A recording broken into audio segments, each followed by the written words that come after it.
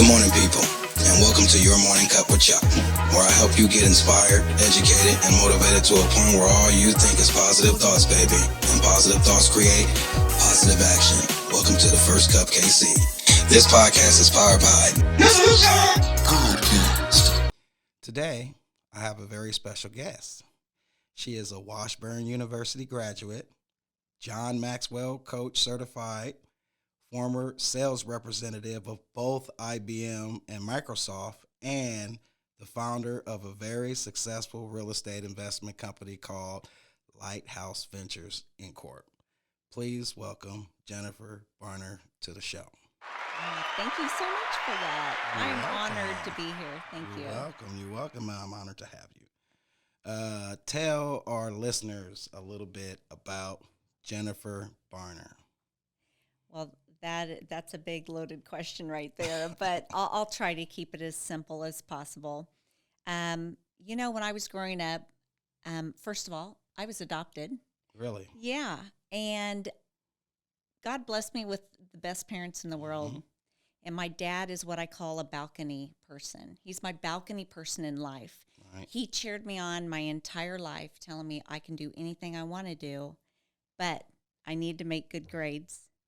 I need to stay focused and keep my eye on what I want to achieve in school, and beyond that, get a good job. And that's how I've landed, two really good companies or two really good positions in two really big blue chip companies. But beyond that, I never anticipated having children. Right. And God blessed me with 4 amazing children. Wow. And thankfully, my husband had a really good job, and it allowed me to stay at home.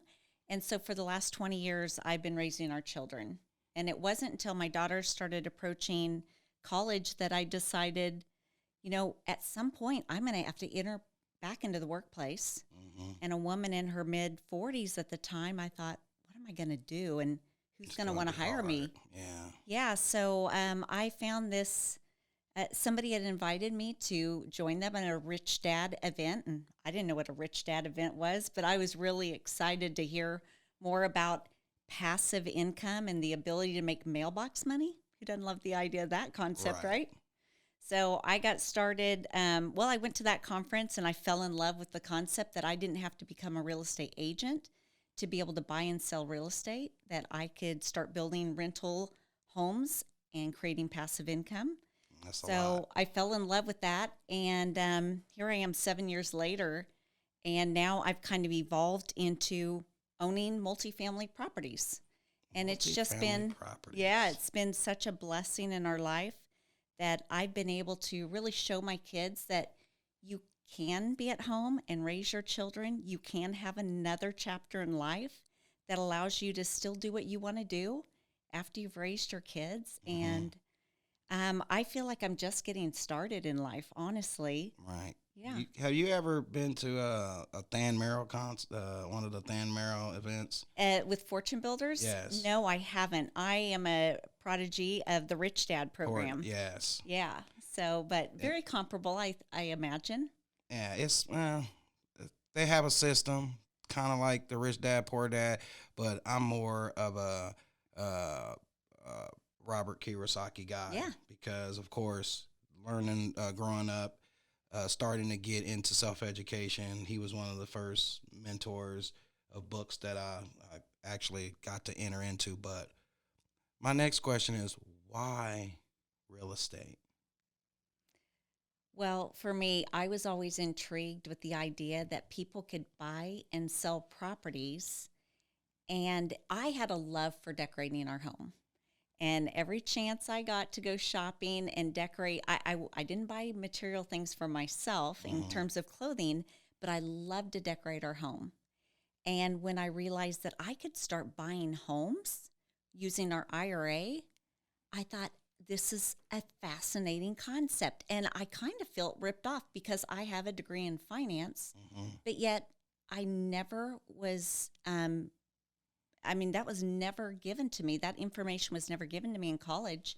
And so therefore, I thought, what a novel concept that I can use my IRA funds. Here it's all been piled into the stock market, for 20 plus years. Mm-hmm. And we had an opportunity to go and buy real assets with our money now. Your money. Yeah.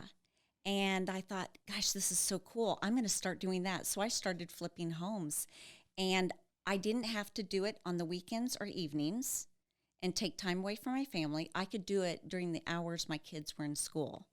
Right. And for me, it gave me an opportunity to really figure out who is Jennifer Barner? Who is she made of? Does she enjoy doing these kind of things? Is this really what she wants to do, you know? And so my husband was my biggest cheerleader, and he said, you know what, if you want to do this, if this is part of your growth and figuring out who you want to be in that next chapter, then go for it. Go for it. Yeah. I love it, man. Yeah. Did you feel scared about it, though? Of course. That's when it's most best to do. That's when you want to go after it, when it's scary. Of course. How many doors? So you say you own real estate and you got into multifamily. How many doors do you own right now? So I am active and passive in over 1,000 doors. God. I have 622 as a general partner now. And then of that, well, that's our multifamily. We have 18 in our single family portfolio. And then I'm invested as a passive investor in other people's multifamily portfolios. Right, and we're going to get into that. Yes. What was the critical point in you changing your trajectory? Yeah, so after that first, so you asked about getting, was I scared? Yes. So when I bought into the Rich Dad program, I was so excited. Mm-hmm. But then I felt like I was back in college, learning as much as I just drinking, information from a fire hose. Mm-hmm. And 3 months in, I thought, what have I done? I've spent so much money, and I'm really not going to be able to go buy a property for 2 years. I kind of thought, that's crazy. Do I really need 2 years of information to pull the trigger and, get my first property? Yeah. So I went ahead at month 3 and I said, I have enough information and basics that I can go buy a property. And that's what I did. And that first transaction, my hands were sweaty. I knew that I had gotten emotional about it. I hadn't been able to get a property done. So I overspent, and everybody said, are you crazy? What are you doing? And I thought, you know what? Okay, so I did overspend, but I got myself in the game. And I got better and better at every transaction. Right. And my skill set improved. And by the end of the first year, I had 11 transactions under my belt. And I realized, you know what? I like some things, and there's other things I didn't like. Mm-hmm. One being, I didn't need Home Depot knowing my name every time I walked in. I realized I'm not using my time very wisely if Home Depot knows my name. Yeah. So I realized I need to change my trajectory. And that's when I realized I want to scale bigger and faster. So I started listening to as many podcasts as I could. And I came across... Self-education. Right, self-education. I came across lots of different podcasters talking about multifamily and how it almost was presented as the holy grail of real estate because everybody needs a bed to sleep on. Right. And I realized that's what I need to do. And when somebody that I had been listening to offered up some coaching services, I jumped on it. I figured it worked well for me in single family. I'm going to hire another coach in multifamily. And that's when, it just, from there it took off. How long you been doing multifamilies? It's been 3 years now. Wow. Yeah. 3 years. So you have to be looking up to somebody in this industry. So I know you have role models. Mm-hmm. Can you name a couple of them? Well, so in multifamily, it would be Rod Cleef, Michael Blanc. There's also the real estate guys. The real estate guys. Yes, they're really good as well. I mean, there's a whole slew of them, right? Mm-hmm. But I'll tell you what, my personal development really started before multifamily. Right. You have to be growth mindset and believe that you can do this stuff because it's not easy. No. And you got to have grit.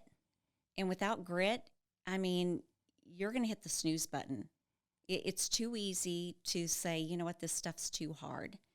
But knowing you have a team around you and you've got mentors there to help you, it makes all the difference in the world. You know, And the more you know, the more you put into that craft, yeah, the more education, the more you know, the easier it makes it, and the more interesting the craft becomes. So absolutely. you got to stay educated in it.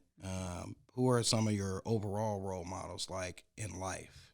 In life, some of my very favorite go-to people are Joyce Myers, Mm-hmm. John Maxwell. I love Steve Harvey. Is it Napoleon Hill? Yeah, Jim Rohn. Right, Jim Yeah. Rohn, yes. Yeah. They're dead and gone, but golly, the information they left the world is just priceless. It is. I mean, I've gotten so much inspiration from those guys. Mm-hmm. Even the new ones like Steve Harvey or Eric Thomas. I don't know if you're familiar with him. I do, yeah. Man. These guys are full of so much energy, and they give it to everybody. I love it. So I do love it. But I do know you. We all have this energy driving us, and this energy pulls us through life. I like to call that energy our purpose. I know what my purpose is, and I know you've probably figured out yours. What would you tell our listeners that your purpose in this life would be? You know, my purpose in life is to enrich others, to leave a legacy, and to lift up as many people as I can along the journey. And there you have it. That is a great purpose in life to have. How did you find that? How did you find? You know, during my self-development phase, I realized I had several pieces along the road that told me, you know, imagine that you are 80 one day and everybody's celebrating your 80th birthday. What do you want them to say about you? And I thought, wow, that is a really big question. What do I want my kids to say about me? What do I want my husband to say about me? What do I want other people that I've inspired to say about me? And it really helped me identify my identity statement and form that. Plus, it helped me, you know, people talk about coming up with affirmation statements. And so I started writing out sentences that I wanted, not necessarily that I was, but who I wanted to become. And then I started saying them regularly over and over and over. And pretty soon I found that I was growing into the person that I wanted to become and who I want to be at 80. Wow. And it's been such a joy, really. And so getting there, it just takes intent and focus on who do you want to be each and every day. Each and every day. Being mindful of it. It's like people don't understand that when you wake up, that right there is you get another chance at an opportunity to experience a whole nother day, a whole nother life, because everyone doesn't get that experience. I remind myself of that all the time. I'm going to ask you this question, and I want to see if you get this answer right. Ooh, there's a right and wrong. Okay. What keeps you getting up in the morning? My kids and my husband. You were supposed to say coffee cup Chuck. But husband and children is acceptable. Yes, husband and children. Yeah, that's where we draw our energy from. How many children do you have? You said 4? Yes. A husband. You want to give a shout out to him right quick? Yes, my husband is Eric Barner, and he's just the love of my life. We met in high school, and I couldn't have ever asked for any partner greater than him. He's just been everything to me. He's my rock and foundation. He's your sidearm, huh? Mm-hmm. He is. Anytime you need to shoot, he's right there. He is. Where do you see yourself in the next 5 to 20 years? Yeah, so the next 5 to 10 years, I want to add another 5,000 doors to my portfolio. It's not that I need it, but I just think how I mean, I can make I can make a major difference in a lot of lives, not just our own family's life, but in a lot of lives out there. Yes. And when I first got into single family homes, my hope was to change communities one door at a time. I love going into neighborhoods and taking the roughest looking home and making it the most beautiful in the neighborhood Mm-hmm. that encourages the neighbors to step up and do the same to their own homes. And I just have a sense of, um, pride when I leave that neighborhood knowing, you know what, I came and I did what I needed to do to make the community a better place. And I feel like we're doing that with apartment buildings now. We're going into neighborhoods where there's a lot of deferred maintenance and, landlords aren't taking care of these properties, but yet they're raising the rents anyway. Yeah. And so my hope is, to continue to raise those properties up too, give people better places to live. That's what's up, man. So I have a service, and it's a electrical lighting service, and we work with a lot of property management companies, and I noticed that too, how you have your property managers that take care of their properties well, but then you have those that try to get you to do the less unethical decisions with those properties. So it does make a difference when someone comes in and takes a whole new look and at a apartment area and makes this thing look immaculate. I've seen so many different apartment complexes go from rags to riches. Well, I wouldn't say riches, but totally different. So hats off to you for going into these places that could easily end up as ruins. A lot of these complexes are getting to the point where no one wants to even come in and do anything to them. So to catch them before that happens and rehab them, it's putting money in your pocket, I know, but at the same time, like you said, it's putting joy in people's lives by giving them places to stay that they can feel good about. What brings you the greatest joy? I'm at a phase in my life where I really love seeing my kid. They're all adults now, and seeing them have successes in life. And I'd like to think that I've inspired my daughters that you can do just about anything you desire. And seeing them have successes of their own and see them have joy in their life, that brings me so much happiness.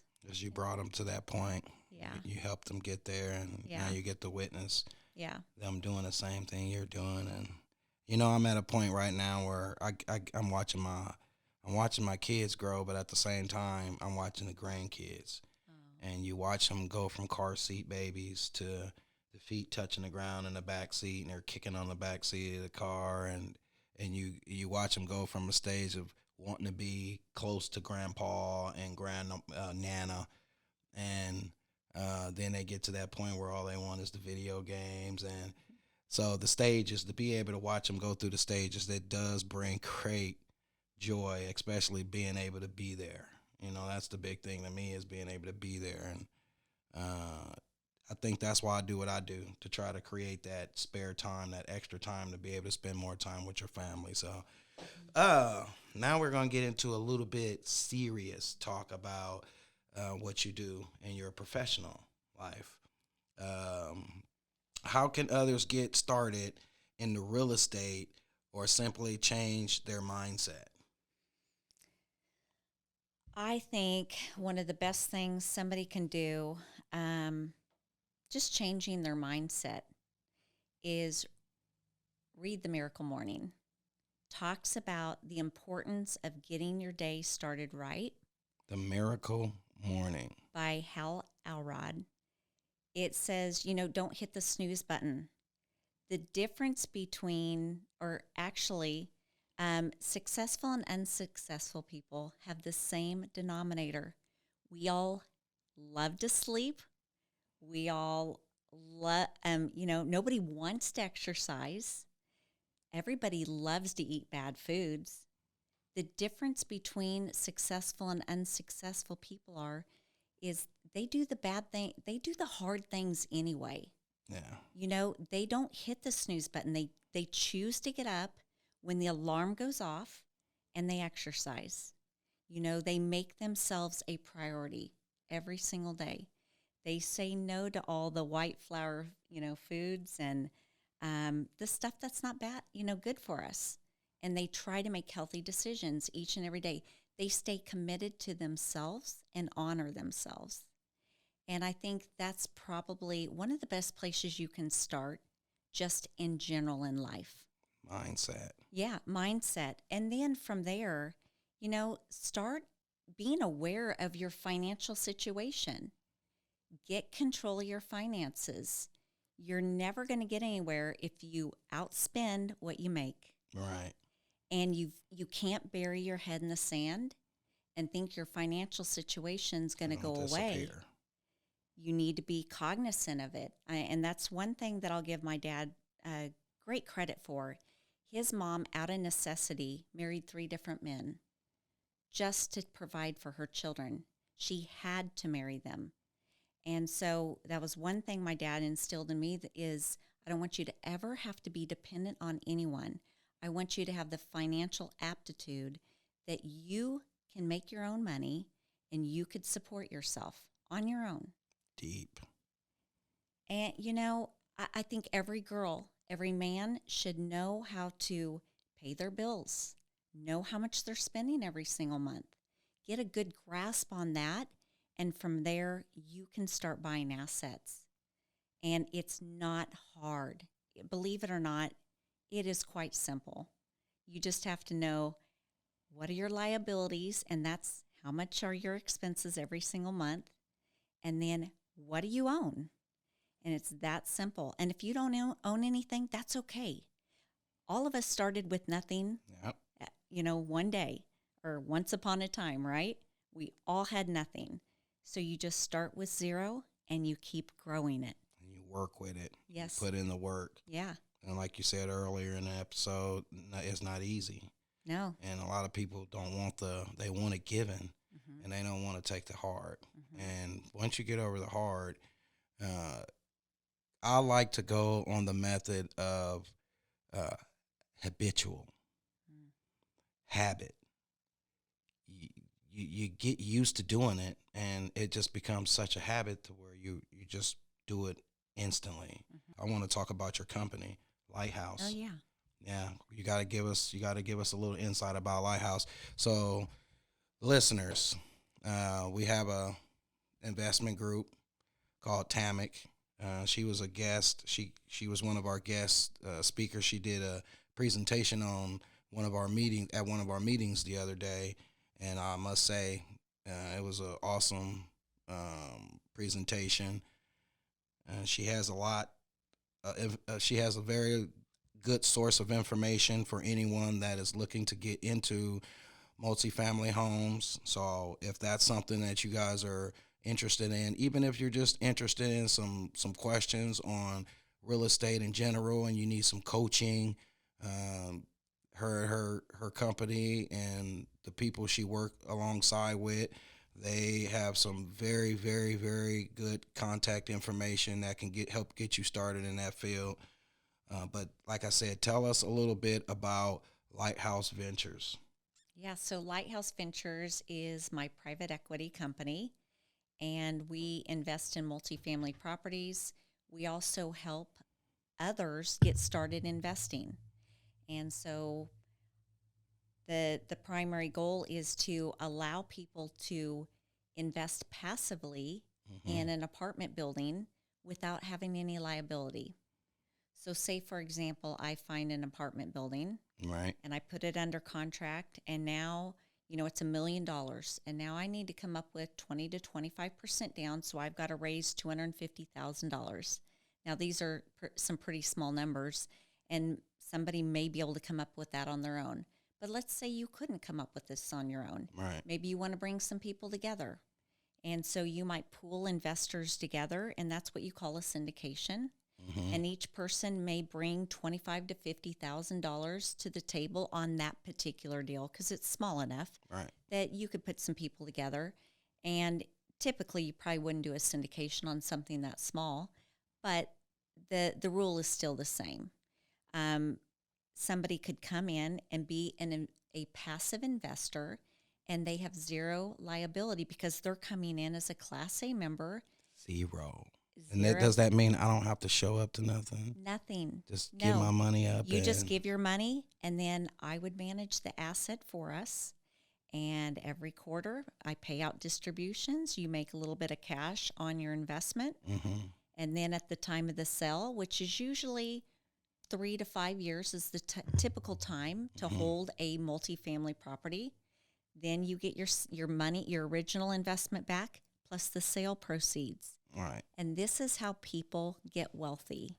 You do that enough times in enough buildings, pretty soon you're multiplying your money every 3 to 5 years. It's happening that quickly in multifamily assets.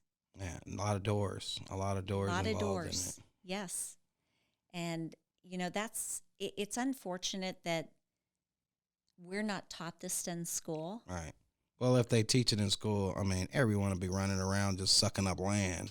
So they have to leave room for people to climb towards those goals. And I think, I don't know, they don't teach us this stuff in school. No, they don't. But I'm glad there's a source to where you can at least learn it if you want, because on my coffee cup topic this morning, it was about opportunity. Yeah. You got to see the opportunity, understand the opportunity, grab the opportunity, and utilize the opportunity. And you did that with the Rich Dad, Poor Dad organization, and look where you're at now. It led from one thing to another idea to another thing, and now you have a successful career. And you've been able to teach your children along the way that mom can be strong, and mom has her own goals. Mom doesn't need dad, and mom is able to overcome just as much. Because like I said, when I looked through all your credentials, I was like, whoa, I have to bring all of this stuff up because, like I say, it was definitely a great presentation that you gave the other day at the meeting. How can our listeners contact you if they want coaching? You have social media sites out there. I know we're friends on LinkedIn, so you're on LinkedIn. Give the viewers and the listeners a rundown of how they can reach out to you, or at least find out more information on you and what you got going. Yeah, so I do have a website. It is lighthouse-ventures.com. I also have an email. It's jennifer@lighthouse-ventures.com. You can always text me at 913-481-8221 and find me out on LinkedIn or DM me through Facebook. Love to connect with you more. I'm going to be doing some group coaching starting in June. My personal coaching's full right now until June. But anyway, I would love to put your name on a list if you're interested in having some one-on-one coaching, or if you prefer to do group coaching. Do you guys got like any events that you guys throw? We haven't started throwing any events yet. We typically go to events and attend them ourselves. And sometimes we'll be speakers on panels. So anyway, we're still heavily engaged in going to different things ourselves, and try to network as much as we can at those events and try to give to others there. That's awesome. We might have a couple of events coming up, so we might reach out and please do put something together. It's awesome having you on the show today. I got a lot of great insight in the industry of multifamily, and we got a lot of insight on who Jennifer Barner is. But before you go, I would like you to give one positive thought to leave for our listeners and our guests. One positive thought. Gosh, I have so many. I would just say the only person you need to convince to follow is yourself. Yes. That's it. Yes. Everybody else believes in you. You just need to convince yourself that you're as good as everybody else thinks you are. Awesome. I love it, man. Well, thank you again for coming on the show. Like she said, she gave you all of her information, so please reach out to her. I know we'll probably be reaching out to her. And hopefully we can grow a relationship and you can help us get rich. Of course. I'd love to help that. We're trying to get rich. We're not just trying to get rich though. We want to buy, everyone's in agreement that we just want to buy our time back. Yeah. You got family vacations, and who wouldn't want to go on a quarterly vacation, for a month? I'm just overdoing it now. It's funny you say that. When I was raising our children, I remember my husband coming to me one time and saying, I need a vacation every single quarter.